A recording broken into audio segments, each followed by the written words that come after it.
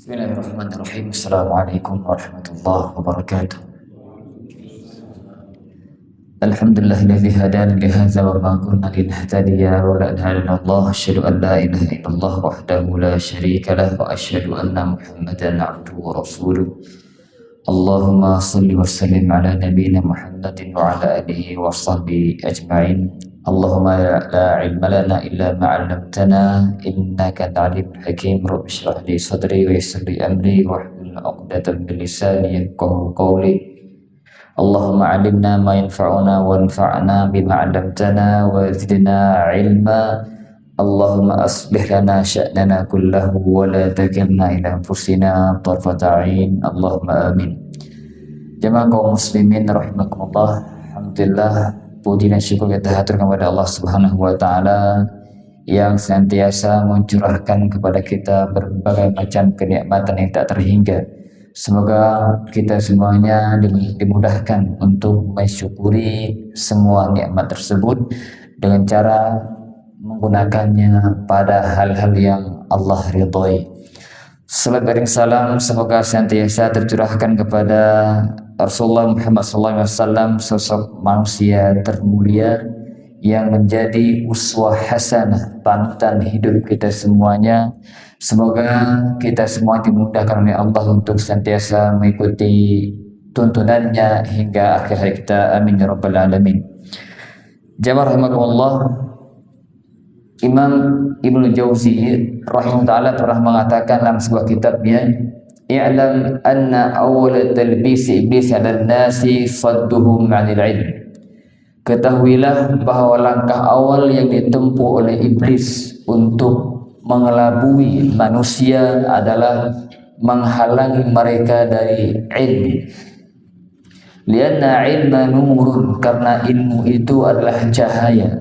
Fa idza khabbatuhum fi dhulam fa in atfa masabihum khabbatahum fi dhulami kaifa yasha. Apabila iblis itu telah mampu memadamkan cahaya ilmu seseorang, maka iblis akan mudah membuat mereka terombang-ambing sebagaimana yang dia inginkan. Artinya jemaah sekalian, ilmu yang kita miliki itu akan menjadi cahaya yang menerangi kehidupan kita. Bagaimana seharusnya kita bersikap di kehidupan dunia ini, bagaimana kita beribadah dengan baik dan benar, semua itu dipandu oleh ilmu. Makanya ketika seorang itu tidak memiliki ilmu yang akan menerangi hidupnya, maka iblis dengan mudah menyesatkan sang manusia tersebut, bahkan membuat sang manusia itu terombang-ambing dalam kesesatan itu.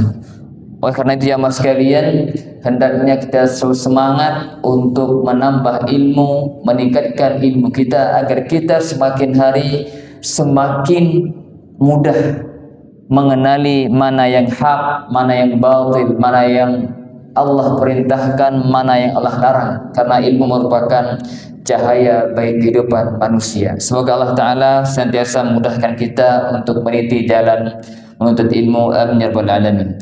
Jamaah rahimakumullah, insyaallah pada pertemuan pagi hari ini kita akan kembali lanjutkan pembahasan kitab Al-Arba'in An-Nawawiyah karya Al-Imam Abu Zakaria Yahya bin Sharaf An-Nawawi rahimallahu ta'ala.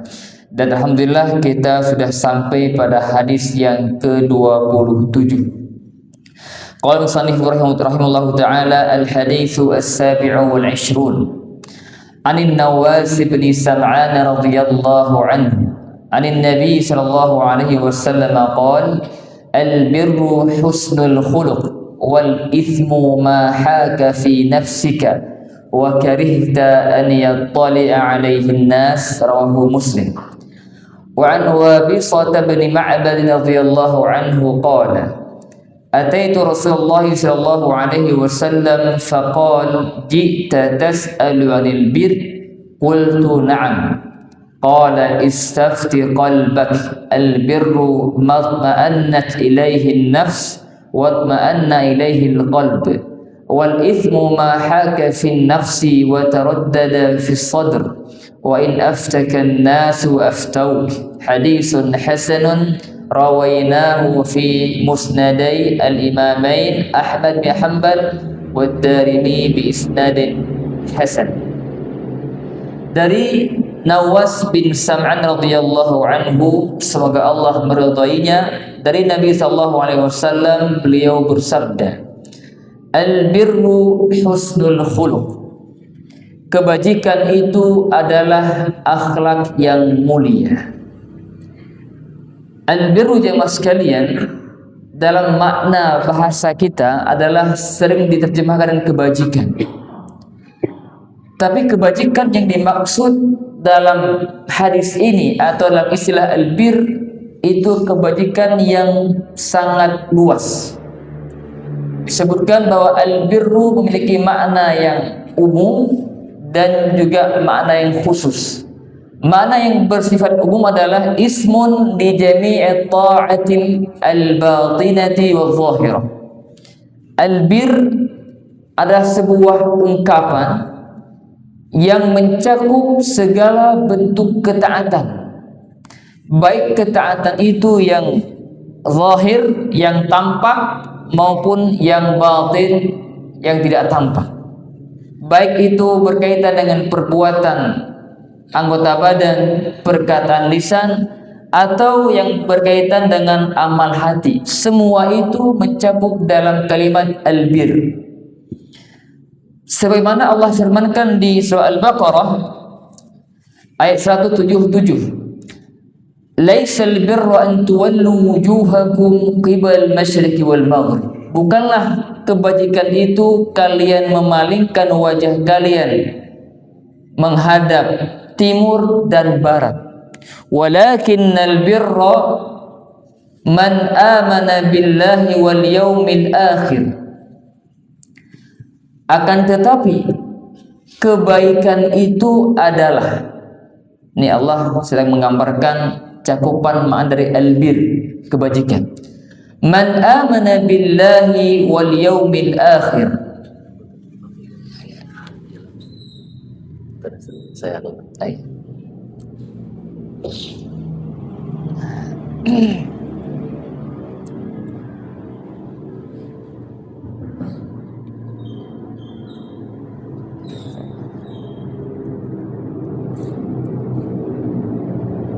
kita ulang. Walakinnal birra man amana billahi wal yaumil akhir. Akan tetapi kebajikan itu hakikatnya yang pertama beriman kepada Allah, beriman kepada hari akhir, wal malaikati wal kitabi wan nabiyyin, beriman kepada malaikat, kitab-kitab dan para nabi. Bagian pertama ini semuanya berkaitan dengan amal hati, keimanan. Iman kepada Allah, pada hari akhir, pada para malaikat, kepada kitab dan kepada para nabi. Ini semuanya berkaitan dengan amal hati atau bagian dari rukun iman yang Allah sebutkan dalam ayat ini. Kemudian Allah lanjutkan, wa atal mala ala hubbihi dzawil qurba wal yatama wal masakin wa ibnis sabili was sa'ilin wa fir riqab. Kemudian Allah menyebutkan amalan zahir, bagian yang kedua. Allah awali dengan wa atal mal, memberikan harta, ala hubbihi, yang harta itu sangat dia cintai. Tadi harta yang kita miliki jemaah sekalian itu ada dua level. Ada level harta yang mungkin itu kelebihan atau harta yang berlebih daripada yang kita miliki. Kita infakkan, kita berikan, itu suatu ibadah, amal soleh. Tapi ada level yang lebih tinggi daripada itu, yaitu kita menginfakkan, memberikan harta yang kita cintai.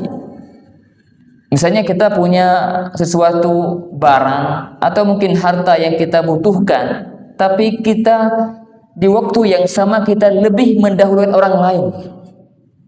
Ini level sedekah yang lebih tinggi. Orang memberi sedekah, berbagi dengan sesuatu yang berlebih itu biasa. Dan itu kebaikan. Tapi ketika dia mampu berbagi dengan sesuatu yang dia sangat cintai hal tersebut, maka ini sangat luar biasa. Dulu kisahkan ada seorang sahabat ketika turun ayat di Ali Imran, "Lan tanalul birra hatta tunfiqu mimma tuhibbun."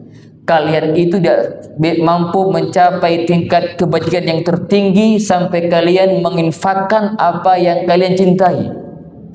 Seorang sahabat ketika mendengar ayat ini, beliau langsung datang menghadap Nabi SAW. "Ya Rasulullah, saya punya kebun di dekat Masjid Nabawi. Yang di sana ada sumur yang airnya sangat segar. Namanya Bairaha, itu kebun yang sangat luar biasa. Di dalamnya banyak pohon kurma." Dan beliau mengatakan, "Ya Allah, itu saya sedekahkan untuk Allah dan Rasulnya."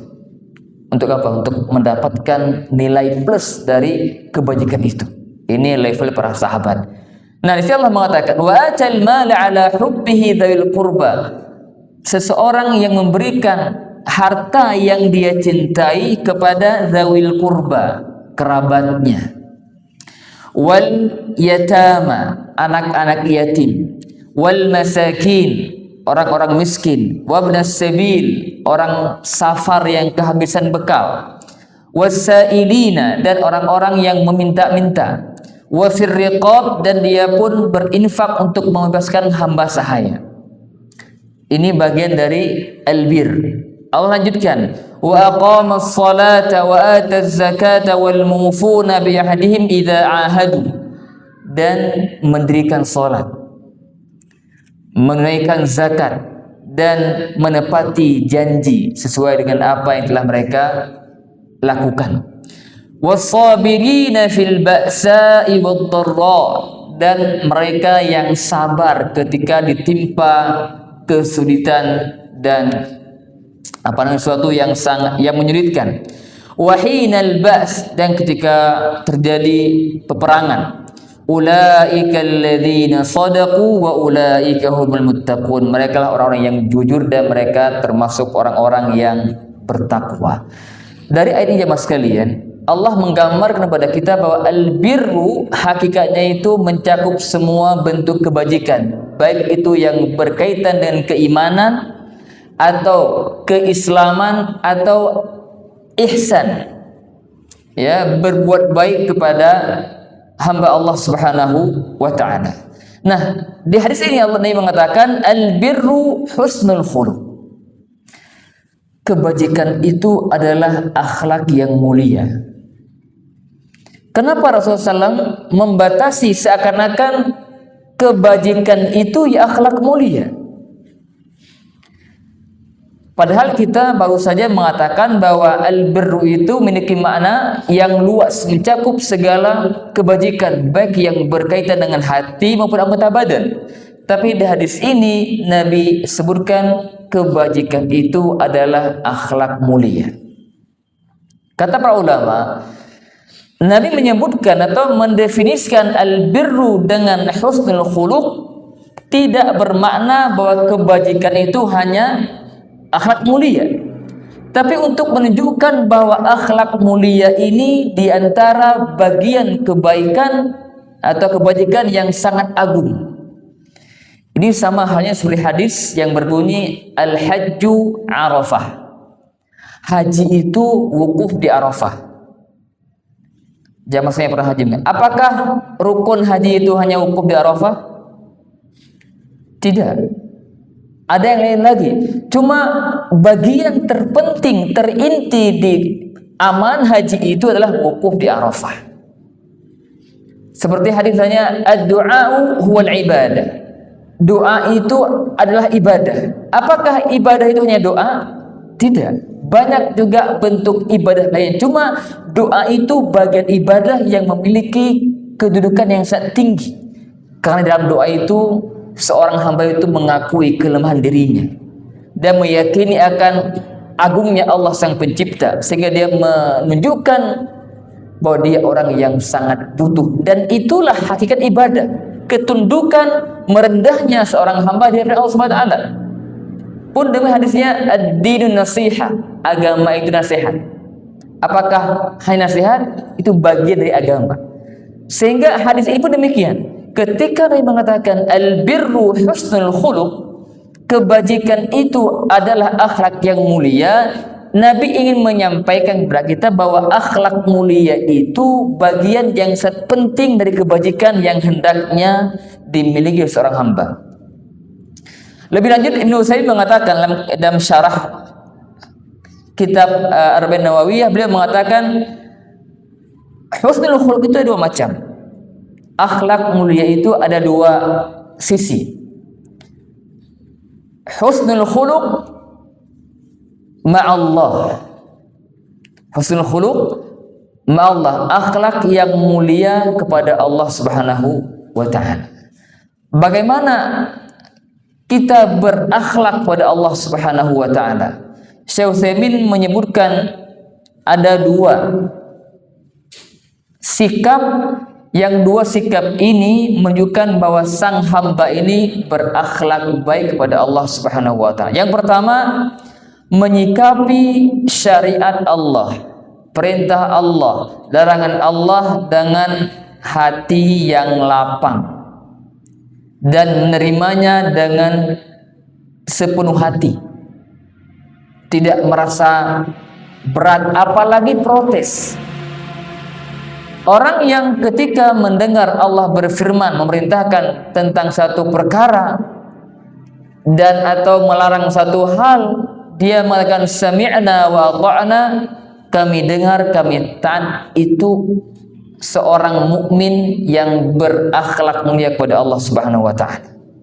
Allah berfirman di surah Al-Ahzab ayat 36, wa ma kana lil mu'minin wa la mu'minatin idza qada Allahu wa rasuluhu amran ay yakuna lahumul khiyaratu min amrihim.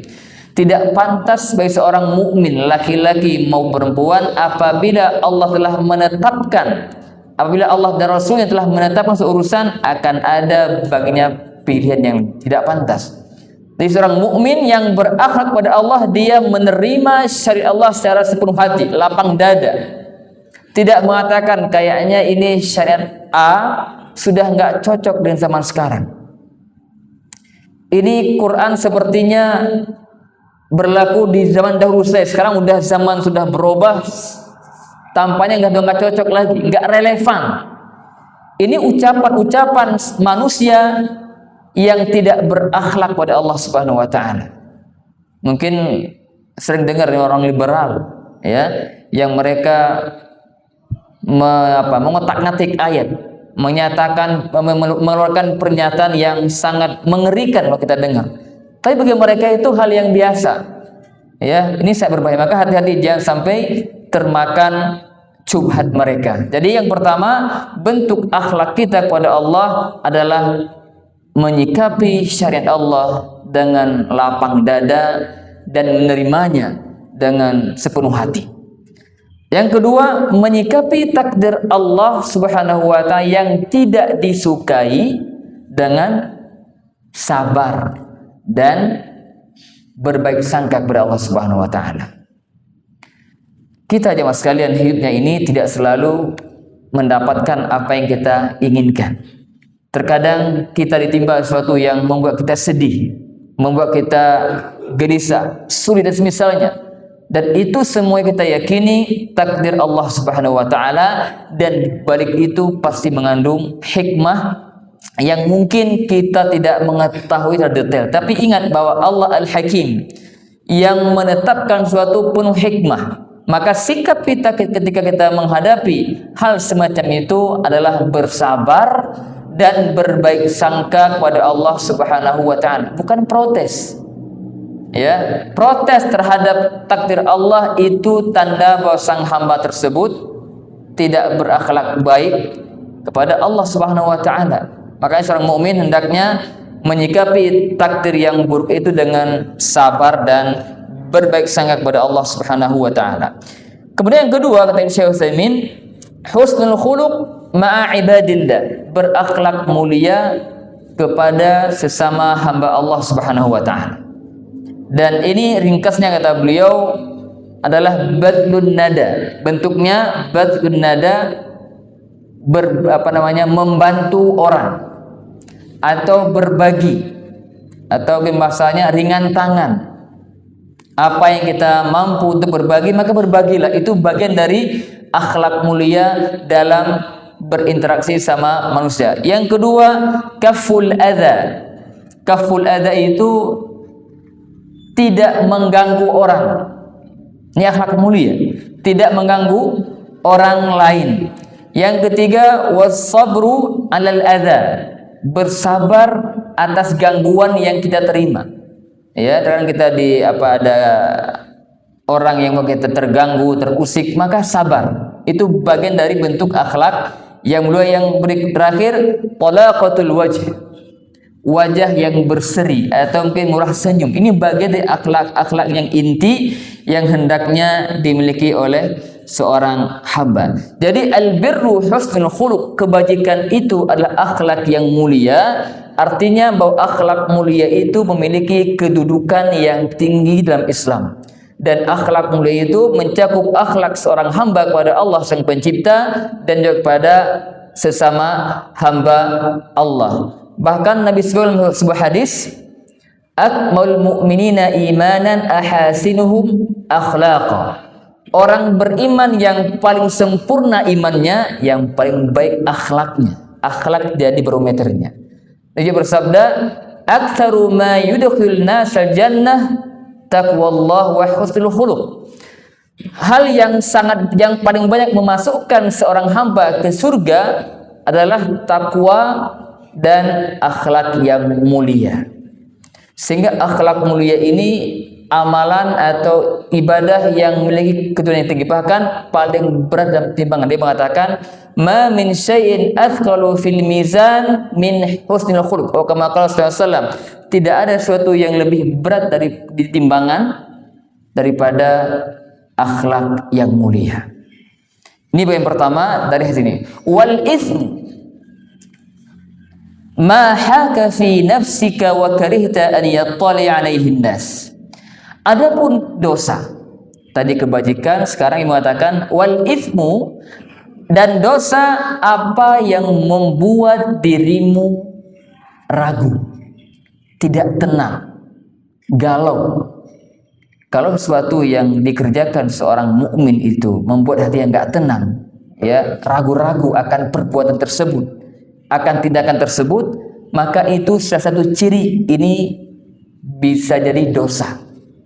Wa karihta an yattali alaihi nas, dan engkau tidak suka kalau orang lain mengetahuinya.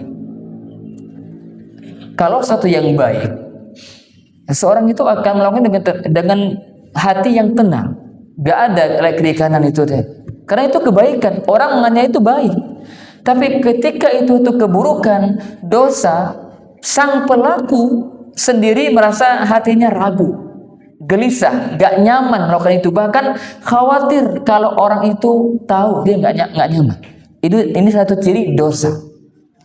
Tapi ini jamaah sekalian tidak berlaku bagi setiap orang. Kata para ulama, hadis ini berlaku untuk orang yang beriman, yang memang dia orang bertakwa, artinya dia perhatian dengan kebaikan dan dia berusaha untuk menjauhi keburukan, dosa. Itu berlaku. Dia merasakan kalau ini keburukan, hatinya nggak tenang.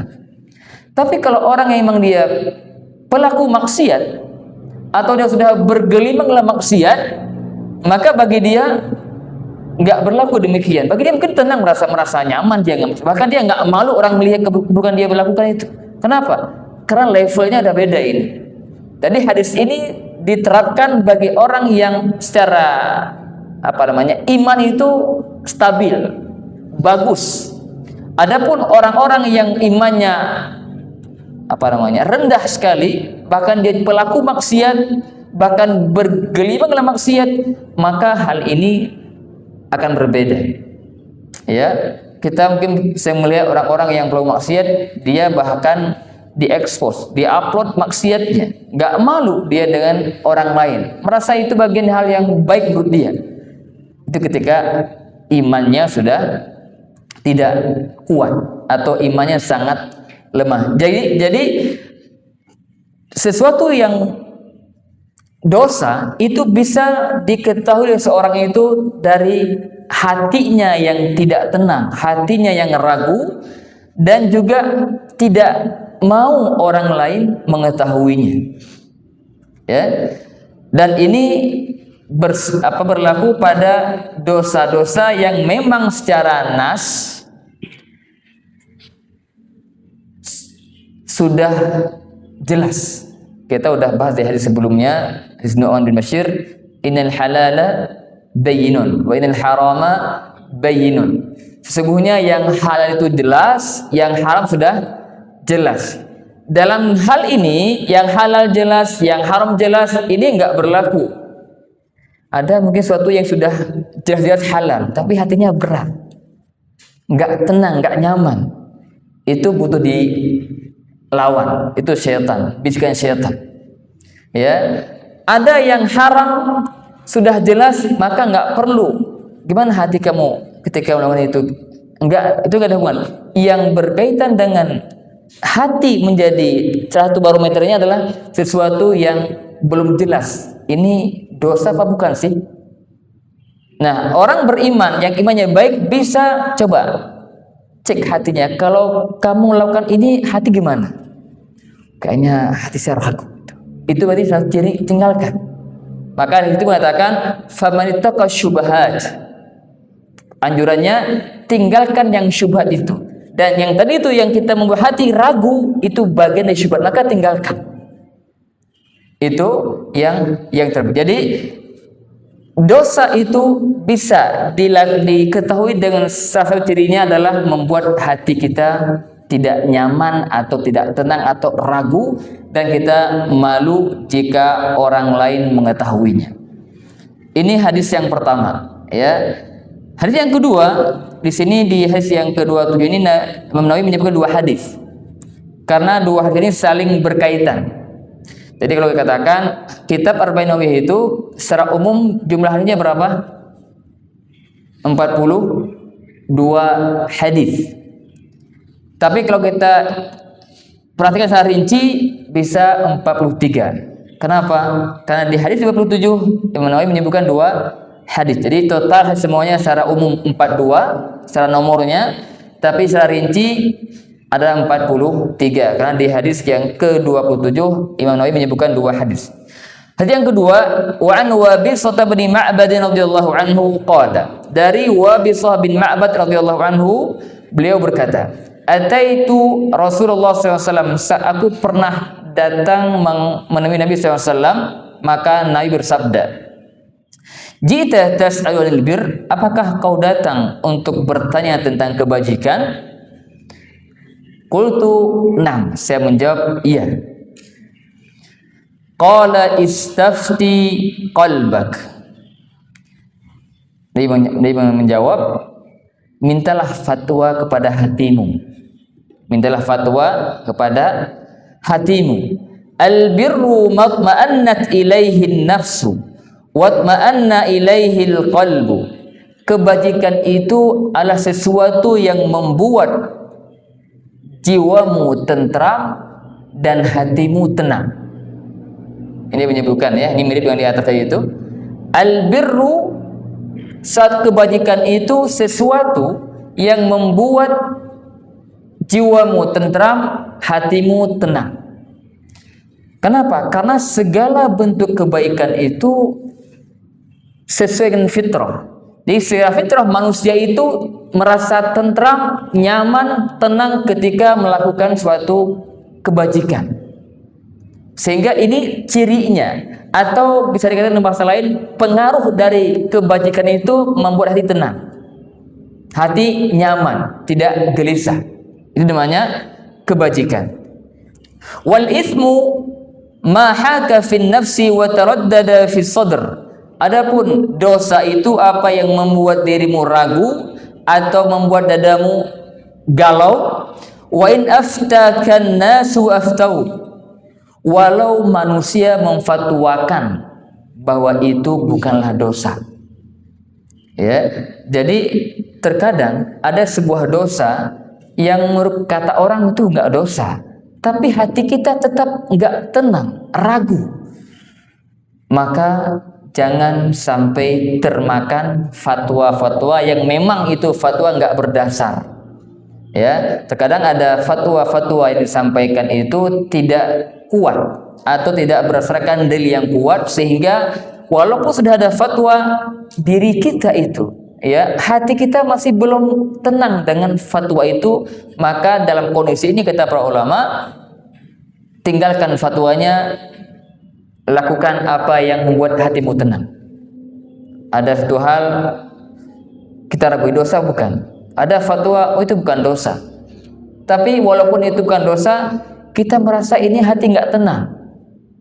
Ya, dan ini berlaku ketika kita itu hatinya baik, ya, imannya baik, sehat, dan yang berfatwa itu kurang dalam si keilmuannya atau ketakwaan, sehingga fatwanya kita kurang yakin dengan fatwanya.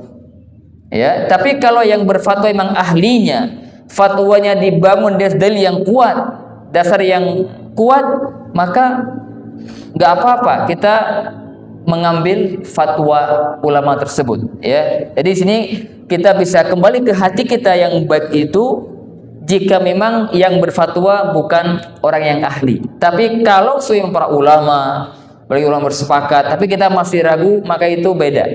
Dahulukan mereka, karena mereka para ulama yang sudah mengkaji masa tersebut dengan detail, sehingga membuat fatwa yang mereka keluarkan itu insya Allah benar. Tapi dalam kondisi kita ragu dengan fatwa yang disampaikan karena mungkin orang yang fatwa itu tidak kuat ilmunya atau kurang bertakwa dan semisal, maka lebih baik tinggalkan fatwa itu, maka amalkan apa yang kita rasakan jadi nyaman. Kalau ragu maka tinggalkan. Nah, lagi-lagi saya tekankan bahwa istafti qalbak di sini, tanya hatimu itu tidak berlaku untuk setiap orang. Jangan sampai salah paham. Ya, jadi ketika seorang itu melakukan satu perbuatan dan hatinya mengatakan itu maksiat, maka jika imannya baik, pasti itu akan meninggalkannya. Tapi ketika orang-orang yang hatinya tidak baik, imannya tidak kuat, tadi saya katakan di awal bahwa jangankan yang dosa yang masih remang-remang tuh ya, yang belum jelas kepastiannya, yang sudah jelas aja bagi mereka itu nggak masalah. Hatinya merasa nyaman aja, santai aja gitu. Ya, sehingga kaidah ini ataupun hadis ini berlaku untuk orang-orang yang memang hatinya baik. Karena semakin baik hati seorang hamba, ya, semakin kuat imannya, maka pancaran cahaya itu bisa mengenali mana yang memang itu hak, mana yang itu kemaksiatan. Walaupun ini bukan standar dalam mengenali sebuah kebaikan dan keburukan. Standar awalnya adalah dalil. Yang halal apa yang sudah ditetapkan halal oleh syariat. Yang haram pun demikian, apa yang sudah ditetapkan oleh syariat. Ini hukum asal begini. Jadi jangan nanti pun salah paham, akhirnya semua perbuatan tanya hati, gimana hati? Tenang enggak?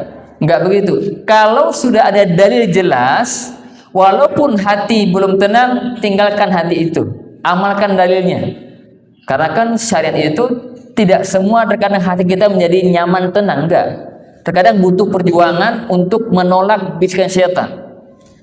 Ada syariat yang secara tabiat manusia itu berat. Contohnya apa, Pak? Jihad. Jihad itu apakah secara tabiat manusia suka untuk jihad? Tabiat manusia itu nggak suka. Bahkan Allah mengatakan di Al-Quran, apa ya Ustaz?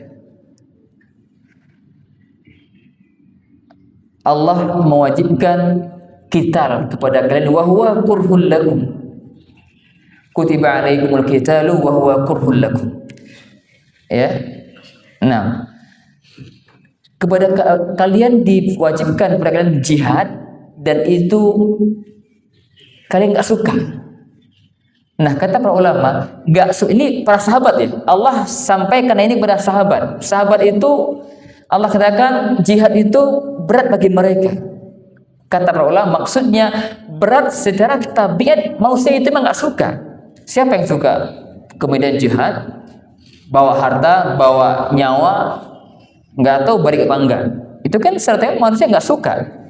Tapi di sini mengandung kebaikan-kebaikan di balik itu semuanya. Sehingga hal semacam ini tetap walau hati kita berat mujahadah, lawan itu. Karena apa? Ini sudah jelas dalilnya. Kebajikan yang Allah tetapkan. Berinfak.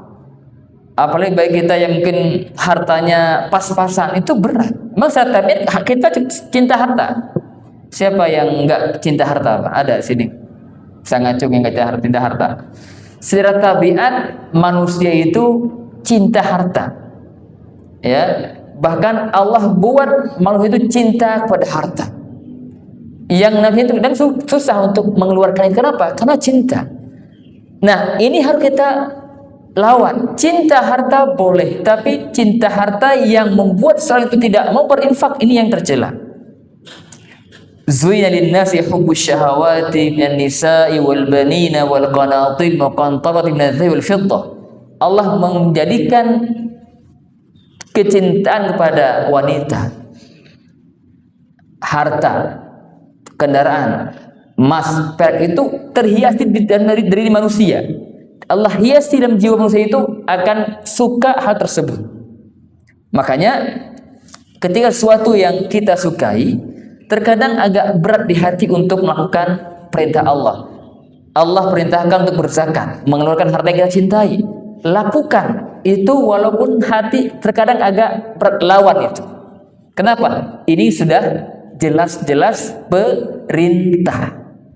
Atau sebaliknya ada perbuatan dosa disukai oleh hati, tapi itu jelas sudah dosa, tinggalkan walaupun hati pingin.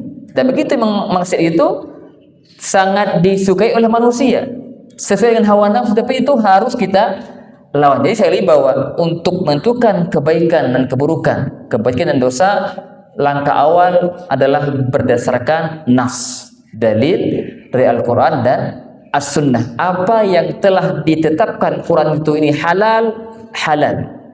Atau hadis katakan itu halal, halal. Atau sebaliknya, apa yang Quran katakan atau hadis katakan itu haram, maka tinggalkan.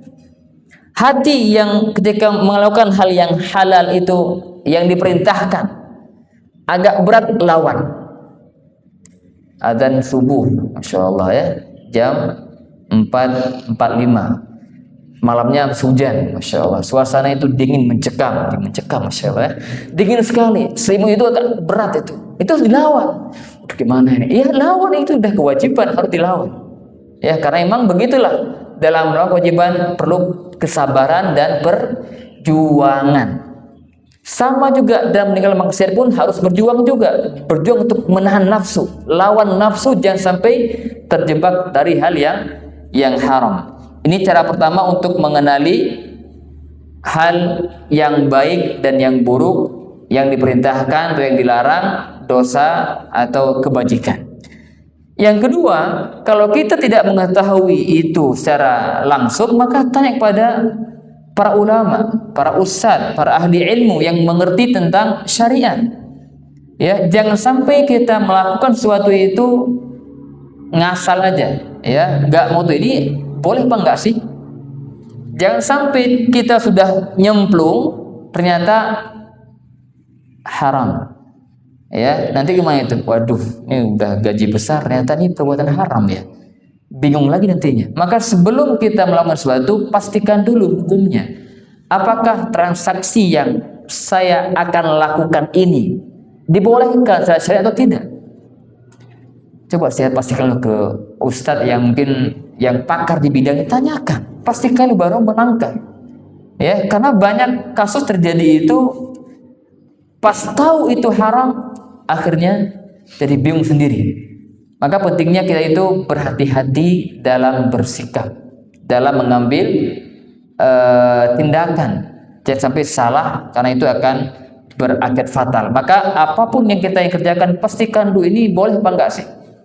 Ya, baik itu kebaikan maupun terkesan kayak ini agak gimana, nyerempet ke haram, pastikan dulu apakah syubhat atau enggak ini.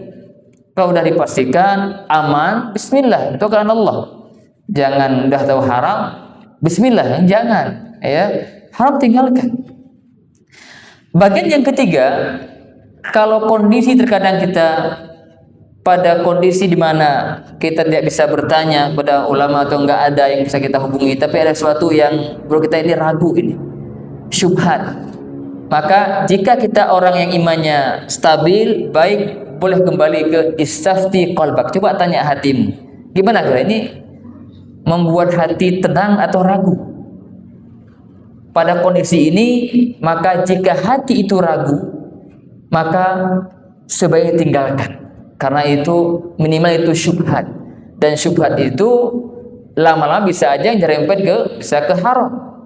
Kalau terbiasa dengan syubhat akhirnya jatuh dalam hal yang haram. Jadi secara umum bahwa hadis ini memberikan beberapa faedah untuk kita. Yang pertama bahwa albirru mencakup segala bentuk kebajikan, baik yang berkaitan dengan amal hati maupun amal anggota badan, baik lisan maupun anggota badan yang lainnya. Yang kedua, Nabi SAW menyebutkan bahwa kebajikan itu akhlak mulia tidak bermakna pembatasan, tapi hanya menunjukkan bahwa akhlak mulia bagian yang sangat penting dari kebajikan itu. Ya, akhlak mulia bagian yang sangat penting dari dari kebajikan itu. Karena akhlak mulia itu memiliki fadilah yang sangat banyak seperti dalam hadis. Bahkan di sebuah ayat, wa innaka la'ala khuluqin azim, sesungguhnya engkau Muhammad di atas akhlak yang mulia. Ini ada maknanya itu agama yang mulia. Tafsir yang kedua adalah akhlak yang mulia. Intinya bahwa akhlak mulia itu sangat tinggi kedudukan dalam Islam. Dan akhlak mulia itu tidak hanya sebatas interaksi kita dengan manusia, tapi juga bagaimana hubungan kita dengan Allah Subhanahu wa taala. Itu akhlak. Bagaimana bisa dikatakan orang itu baik kalau dia hanya baik kepada manusia? Itu bukan orang baik. Orang baik itulah terkumpul dua, baik kepada Allah, baik kepada hamba Allah. Ada orang masya akhlaknya baik, ketemu siapa masya bermudah berbagi, tapi dia orang kafir, baik nggak itu? Dari mana baiknya? Allah katakan syarrul bariyah, itu orang kafir itu seburuk-buruk makhluk Allah. Kenapa? Karena dia nggak baik sama Allah, nggak iman pada Allah. Pun kita orang beriman, semakin baik hubungan dengan Allah, semakin baik hubungan kita dengan para manusia, bil walidaynya jalan, silaturahimnya jalan, ya, mudah berbagi jika kita mampu, ya, ketemu orang mudah menyapa, senyum, itu bagian akhlak yang luar biasa. Semakin itu kita terapkan, semakin banyak kadarnya akan semakin baik akhlak kita atau semakin baik jiwa diri kita. Yang ketiga, Nabi menyatakan bahwa keburukan itu atau dosa itu punya efek. Efeknya itu membuat kita ragu. Ya, ragu atau kita tidak suka orang lain mengetahuinya. Ini diantara ciri sebuah dosa. Dan yang ketiga, jika dosa itu cirinya membuat jiwa tidak tenang, hati gelisah, galau, ya, tidak tentramnya jiwa, maka albirru kebalikannya. Secara asasi kebajikan itu membuat hati kita nyaman, membuat hati kita tentram. Nah, dan jika kita tidak mengetahui satu hal baik atau buruk itu, kita sudah mengetahui di hadis ayat ini haram, ini halal, maka ikuti itu.